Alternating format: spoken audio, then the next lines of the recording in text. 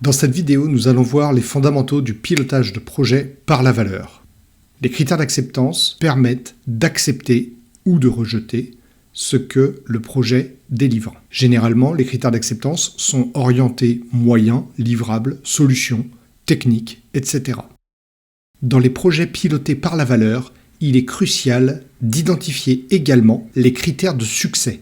Ces critères sont plutôt orientés impact, bénéfice, usage et conséquences.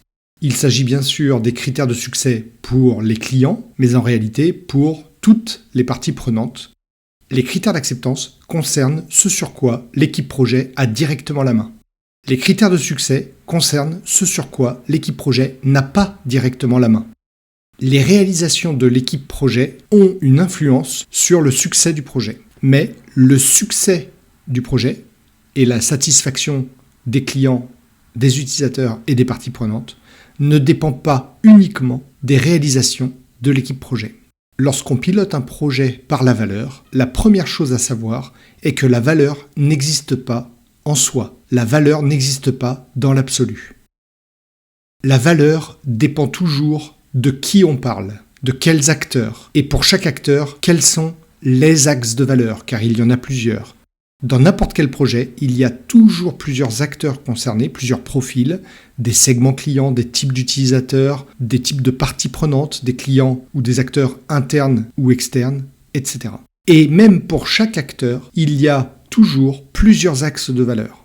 Lorsqu'on identifie les critères de succès d'un projet, il est crucial de commencer par identifier les acteurs, pour chaque acteur d'identifier les axes de valeur, et concernant chaque axe de valeur, il peut être extrêmement utile et judicieux d'identifier les seuils et les paliers qui permettront à la fois de satisfaire les clients et les parties prenantes et d'augmenter les chances de succès du projet.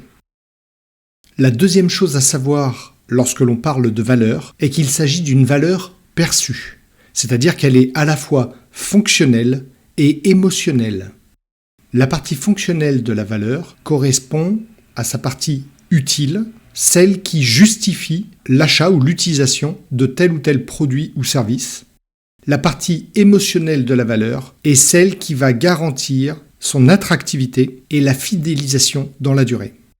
Concernant la valeur perçue, on parle également de valeur expérientielle, c'est-à-dire qui fait vivre une expérience mémorable. Voici 4 points clés qui font partie des fondamentaux de la gestion de projet piloté par la valeur et qui permettent de mieux appréhender cette notion de valeur. Le premier réflexe d'une équipe projet pilotée par la valeur est de s'autoriser plus d'ambition que ce qui a été demandé. L'équipe projet s'autorise un rêve idéal, voire utopique. Grâce aux critères de succès, grâce aux axes de valeur, aux seuils et aux paliers, et grâce aux rêves utopiques, l'équipe projet peut ensuite générer plus d'options alternatives à valeur ajoutée. Il n'y a jamais qu'une seule manière, qu'une seule solution pour délivrer la valeur du projet. Dit autrement, une équipe projet qui ne verrait qu'une seule solution a probablement pas assez travaillé la valeur et devrait d'abord commencer par se poser afin de trouver des options alternatives à valeur ajoutée. Dans une gestion de projet pilotée par la valeur, il est crucial de savoir prioriser. Une équipe projet pilotée par la valeur va prioriser par rentabilité, c'est-à-dire la valeur divisée par l'effort. Ces notions de valeur et d'effort ne sont que la synthèse des différents axes qui les composent. La valeur peut être constituée de plusieurs axes de valeur, l'effort peut être constitué de plusieurs axes d'effort. Ces notions de valeur, d'effort et de rentabilité sont une manière synthétique, chiffrée, permettant de simplifier et d'aider à la priorisation. Un sujet priorisé par l'équipe projet n'en reste pas moins potentiellement trop gros et donc trop risqué. Une équipe projet pilotée par la valeur s'attache à découper les sujets. Il s'agit ici d'un découpage fin par la valeur façon Carpaccio. Le Carpaccio étant une technique extrêmement courante dans la gestion de projets pilotés par la valeur. Voici une manière synthétique de résumer comment une équipe projet pilotée par la valeur appréhende et travaille cette notion de valeur.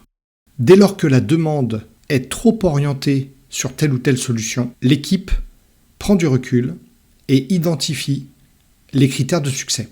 La notion de valeur est floue, complexe, ambiguë. L'équipe prend du recul, identifie les acteurs, les axes de valeur, les seuils et les paliers.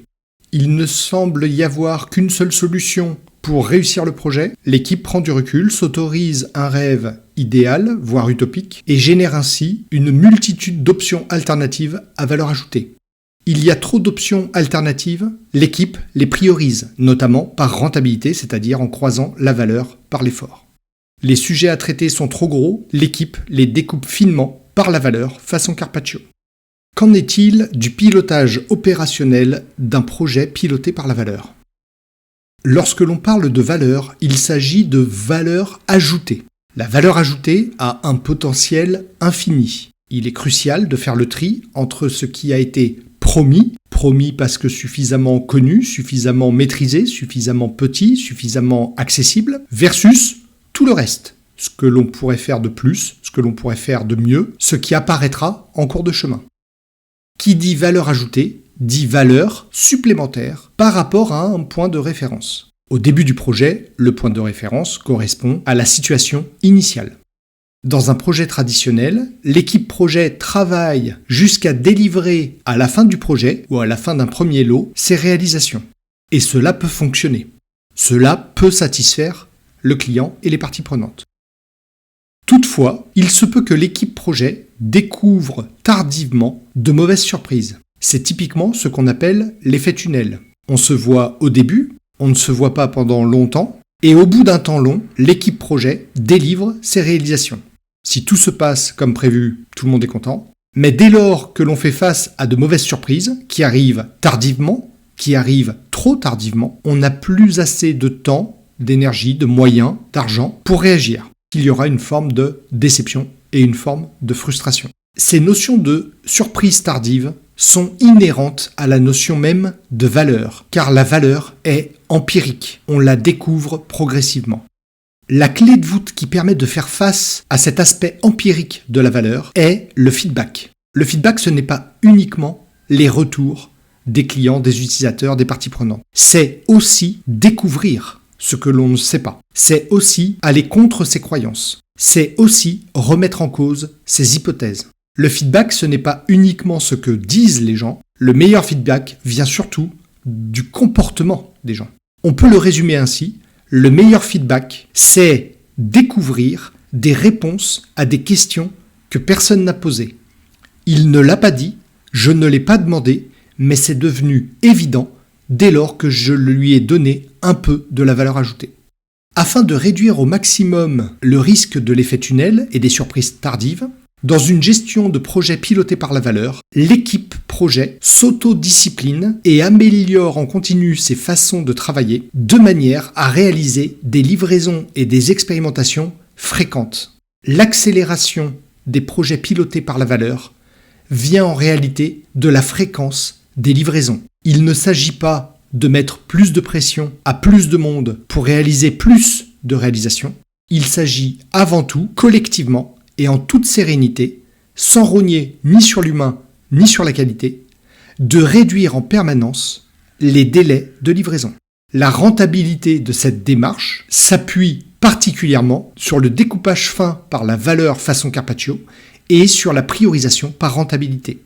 Grâce à des expérimentations et des livraisons de valeur au plus tôt et fréquentes, la gestion de projets pilotés par la valeur peut potentiellement permettre de réduire drastiquement le délai global du projet. En effet, un client et des parties prenantes peuvent tout à fait être satisfaits bien avant le délai global alloué au projet. On parle aussi de la loi de Pareto ou de la loi 80-20 qui permet dans un délai très court de délivrer déjà une grande partie de la valeur ajoutée. On pourrait croire que l'analyse et le travail sur la valeur ajoutée à gauche et ensuite le pilotage opérationnel par la valeur sont deux étapes ou deux phases séquentielles. En réalité, il n'en est rien. Ces deux activités se font en parallèle, en permanence.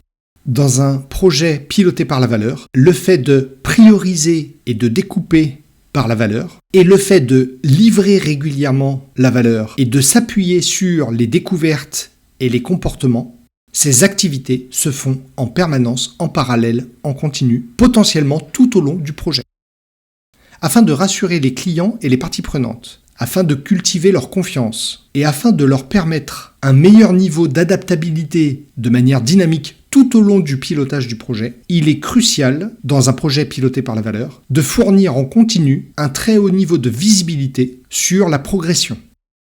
Si vous découvrez la notion de gestion de projet piloté par la valeur, j'espère que cette synthèse des fondamentaux puisse vous permettre de mieux l'appréhender et de voir éventuellement en quoi elle pourrait vous être utile. Si vous utilisez déjà la gestion de projet piloté par la valeur, je vous recommande d'utiliser cette synthèse des fondamentaux comme moyen rapide d'en faire un outil de diagnostic. Quel serait le premier de ces fondamentaux sur lequel vous pourriez agir afin d'améliorer votre gestion de projet piloté par la valeur ?